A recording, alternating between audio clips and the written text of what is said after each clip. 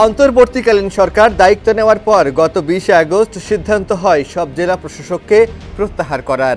পাশাপাশি বিদ্যমান জেলা প্রশাসক পদায়ন নীতিমালা ও গত সরকারের তৈরি ডিসি ফিট লিস্ট বাতিল করা হয়। এরপর 2 ফিট লিস্ট তৈরির জন্য টানা 2 সপ্তাহ বিসিএস 24, 25 ও 27তম ব্যাচের কর্মকর্তাদের মধ্যে প্রায় 600 জনের সাক্ষাৎকার নিয়ে তৈরি করা হয় ফিট লিস্ট। কিন্তু গত সোম মঙ্গলবার যে 59 জন ডিসিকে পদায়ন করা হয়, সেখানে গত সরকারের আমলে ঠাঁই পেয়েছেন বারবার পদবঞ্চিত থাকা মাত্র 3 জন কর্মকর্তা। বাকি 56 জন কর্মকর্তা গত 16 বছরে নিয়মিত পদোন্নতি পেয়েছেন। বেশিরভাগ ভালো পদায়ন নিয়ে দাপটের সঙ্গে চাকরি করেছেন। ছিলেন আওয়ামী লীগের করা ফিটলিস্টে, স্থান পেয়েছেন নতুন ফিটলিস্টেও।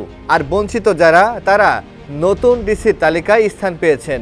আর তারা হলেন যশোরের ডিসি হিসেবে নিয়োগ পাওয়া মোহাম্মদ আজহারুল ইসলাম, চট্টগ্রামের ডিসি নিয়োগ পাওয়া ফরিদা খানম এবং বগুড়ার ডিসি পদ পাওয়া হোসনা আফরোজা। এর আগে জনপ্রশাসন মন্ত্রণালয় থেকে বলা হয় নতুন ডিসি নিয়োগের মানদণ্ড হবে মেধা, দক্ষতা ও সততার ভিত্তিতে।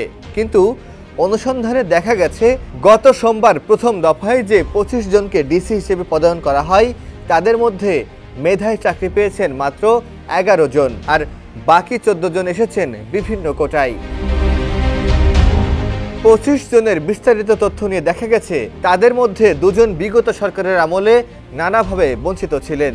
নিয়মিত পদোন্নতি সহ অন্যান্য সুযোগ সুবিধা যথাসময়ে পেয়েছেন 23 জন। তারা ছিলেন আগের সরকারের ফিটলিস্টেও।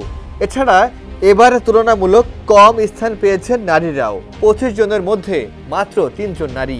এই 3 নারীর 2 জন বিগত দিনের বঞ্চিত। খোঁজ নিয়ে জানা যায় নতুন নিয়োগের ক্ষেত্রে সরকারকে সহযোগিতা দিতে 24, 25 ও 27তম বিসিএসের 5 কর্মকর্তাকে সমন্বয় করা হয়েছিল। তারা হলেন বিসিএস 24 ব্যাচের নূরজাহান খানম ও নজরুল ইসলাম, 25 ব্যাচের নুরুল করিম ভুইয়া ও ফরিদা খানম এবং 27 ব্যাচের সারোয়ার আলম। এই সমন্বয়কারীদের কাউকেই ডিসি করা হয়নি। খামেরা তো দাগ হয় কিভাবে? এই যে ভাবি, দাগও যাবে, রাগও যাবে। নিন চাকা সুপার হোয়াইট। 59 জনের তালিকা পর্যালোচনা করে দেখা গেছে ফিট লিস্টে থাকা 2 মন্ত্রণালয় ও বিভাগের 1 জন কর্মকর্তাও পদায়ন থেকে বাদ পড়েননি। এ দুটি হলো স্বাস্থ্য ও পরিবার কল্যাণ মন্ত্রণালয় এবং মন্ত্রিপরিষদ বিভাগ। এর মধ্যে এককভাবে সর্বাধিক 7 জন ডিসি হয়েছেন স্বাস্থ্য মন্ত্রণালয় থেকে। প্রশাসনের একাধিক সূত্র বলছে সদ্য নিয়োগপ্রাপ্ত ডিসিদের অনেকের বিরুদ্ধে বিগত আওয়ামী লীগ সরকারের ঘনিষ্ঠতার যে অভিযোগ উত্থাপিত হয়েছে তা উড়িয়ে দেওয়ার মতো নয়। ঢাকার ডিসি হিসেবে নিয়োগ পাওয়া তানভীর আহমেদ সাবেক আইন সচিব আবু সালে মোহাম্মদ জহিরুল ইসলামের একান্ত সচিব। এছাড়া তিনি সাবেক জনপ্রশাসন মন্ত্রী সৈয়দ আশরাফুল ইসলামের একান্ত সচিব সাজ্জাদুল ইসলামের শাহিনের নিকটাত্মীয়। এদিকে ঝিনাইদহের ডিসি মোহাম্মদ আওয়াল কমলনগর ও কুমিল্লায় ইবনও থাকা অবস্থায় তার বিরুদ্ধে দুর্নীতির অভিযোগ উঠেছিল। গত সরকারের সময় তৈরি করা ফিটলিস্টে তার নাম ছিল। মাগুরার ডিসি মোহাম্মদ ওহিদুল ইসলাম গত সরকারের সময় 5 বছর মরিশাসে ফার্স্ট সেক্রেটারি হিসেবে কর্মরত ছিলেন। কক্সবাজার জেলার ডিসি মোহাম্মদ সালাউদ্দিন ছাত্রলীগের রাজনীতির সঙ্গে সম্পৃক্ত থাকার অভিযোগ রয়েছে। এদিকে গত সরকারের সময় তিনি মোটা বেতনে বিভিন্ন প্রকল্পে লিয়েনে পোস্টিং নিয়েছিলেন। ছাত্রলীগের রাজনীতি করতেন নোয়াখালীর ডিসি খন্দকার ইশতিয়াক। তার বাবা ও মামা গাইবান্ধা জেলা আওয়ামী লীগের রাজনীতির সঙ্গে সম্পৃক্ত। গোপালগঞ্জের ডিসি মোহাম্মদ কামরুজ্জামান বিগত সরকারের আস্থাভাজন হওয়ায় সৌদি আরবে কনসাল জেনারেল পদে নিয়োগ পেয়েছেন। রাজুকের পরিচালক ও হজ অফিসার হিসেবে পোস্টিংও নিয়েছেন।